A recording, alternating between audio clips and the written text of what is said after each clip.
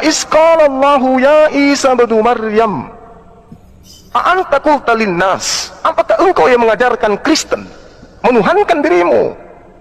Apa kata Nabi Isa? Subhanaka ma yakunu an aqula ma laysa li bihaqqa. Apakah Anda percaya? Kan tidak.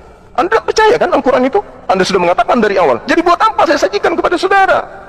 Wahai Nabi Isa, wahai Nabi yang lahir tanpa ayah, yang kuciptakan di tengah-tengah Bani Israel, apakah engkau yang mengajarkan kepada mereka orang-orang yang mempertuhankan kamu ini? Kamu yang mengajarkan? Tidak, kata Nabi Isa alaihissalam. Beliau mengatakan, in kuntu qultu, kamulah yang mengetahui. Faqad alimtah ta'lamu ma fi nafsi. Aku tidak mengetahui apa yang ada, kamu mengetahui apa yang ada pada diriku. Itu kata Nabi Isa.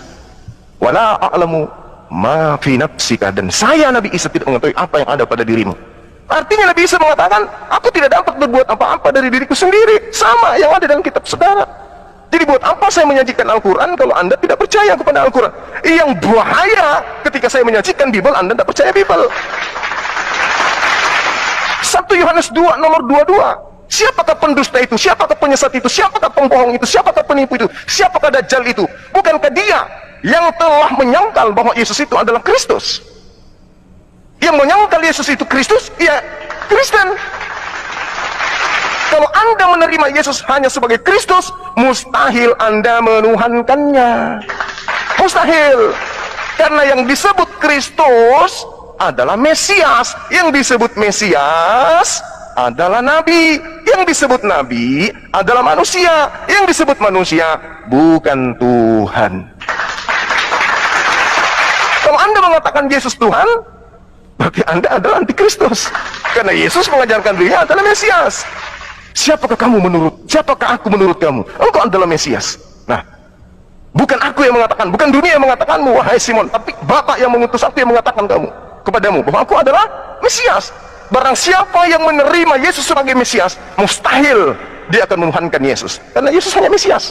Barang siapa yang kemudian mengatakan Yesus itu Mesias, tetapi menuhankan Yesus yang Mesias itu, maka dia adalah planos, penipu, pembohong, pendusta, penyesat, Dajjal.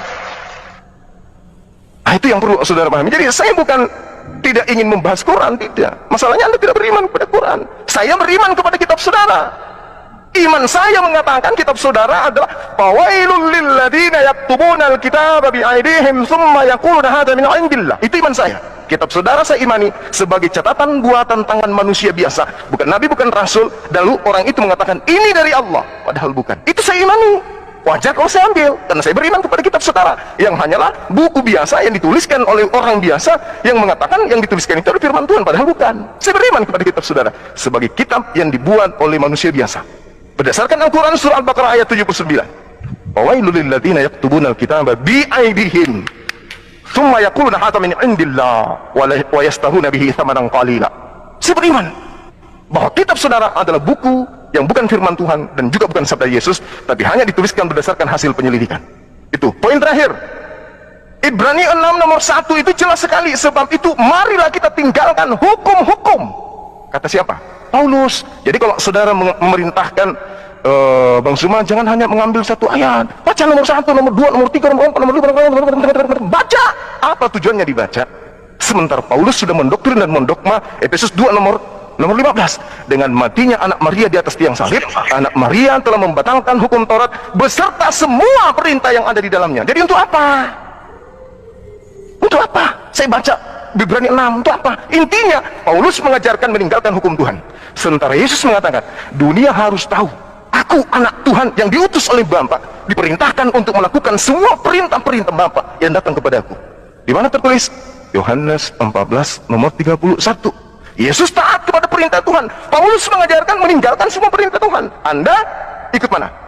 Ikut Paulus. Berarti Kristus yang dimaksud adalah Paulus. Inilah yang dikatakan bahwasanya orang yang menyangkal Nabi Isa alaihissalam, Allah katakan wa makaru, mereka membuat tipu daya. Wa makarallah, Allah membalas tipu daya mereka. Nah, inilah yang terjadi kepada saudara. Siksaan Tuhan kepada orang-orang Kristen itu sudah nyata di atas muka bumi ini. Allah mengatakan dalam Al-Quran yang Karim surah Ali Imran bahwasanya orang-orang yang menyangkal tentang kebenaran Isa alaihissalam itu sudah diberikan oleh Allah siksaan di atas muka bumi karena mereka telah mengingkari apa yang Tuhan berikan kepada Nabi Isa alaihissalam. Apa kata Allah? Fa'ammal ladzina kafaru fa'u'azzibuhum azaban syadidan fid dunya. Mereka kemudian diberikan siksaan di dunia. Inilah siksaan yang keras yang diterima oleh orang-orang Kristen di dunia. Apa itu? Diberi akal tapi tidak berfungsi, tidak bisa membedakan mana manusia, mana Tuhan. Demikian.